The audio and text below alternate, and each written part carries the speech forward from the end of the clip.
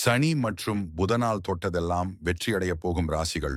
சனி பகவான் நம்முடைய வாழ்க்கையில நடக்கக்கூடிய எல்லா நன்மைகள் மற்றும் தீமைகளுக்கும் முக்கியமான கிரகமாக இருக்கிறார்.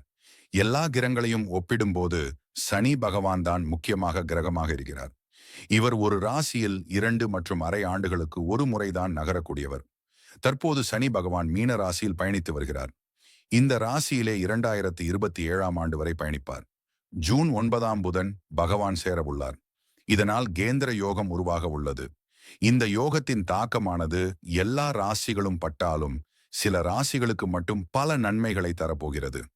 அவை எந்தெந்த ராசிகள் என்று இந்த பதிவின் வாயிலாக அறிந்து கொள்வோம் வாங்க. ரிஷபம்.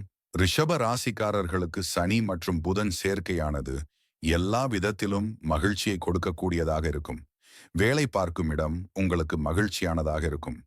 உங்களின் பேச்சு திறமையால் எல்லா வேலைகளையும் சிறப்பாக செய்து முடிப்பீர்கள். உங்களுடைய எல்லா செயல்களுக்கும் மேல் அதிகாரிகள் பக்கபலமாக இருப்பார்கள். வாழ்க்கையில் வளர்ச்சி காணப்படும்.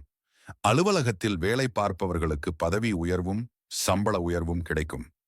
இதுவரை முடிக்க முடியாமல் இருந்த வேலைகளானது முடிவுக்கு வரக்கூடும். மகரம். சனி மற்றும் புதன் சேர்க்கையானது மகர ராசிக்காரர்களுக்கு எல்லா செயல்களிலும் வெற்றியை தரக்கூடும். படிக்கும் மாணவர்களாக இருந்தால் கல்வியில் சிறந்து விளங்குவார்கள்.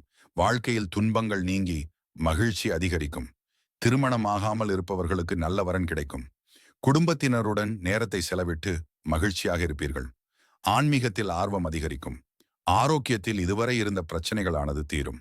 கும்பம். கும்ப ராசிக்காரர்களுக்கு சனி மற்றும் புதன் சேர்க்கையானது அதிர்ஷ்டமான ஒன்றாக இருக்கும். இந்த காலகட்டத்தில் உங்களின் செல்வ நிலையானது அதிகரிக்கும். வெளிவட்டாரத்தில் உங்களின் மதிப்பு அதிகரிக்கும். பணவரவு அதிகமாக காணப்படும். இதன் மூலம் பணத்தை பயனுள்ள வகையில் முதலீடு செய்வீர்கள். உங்களுடைய நீண்ட நாள் ஆசையானது நிறைவேறும். உங்களின் துணையின் ஆரோக்கியத்தில் இருந்த பிரச்சனையானது சரியாகும். படிக்கும் மாணவர்கள் இந்த காலத்தில் சிறந்து விளங்குவார்கள்.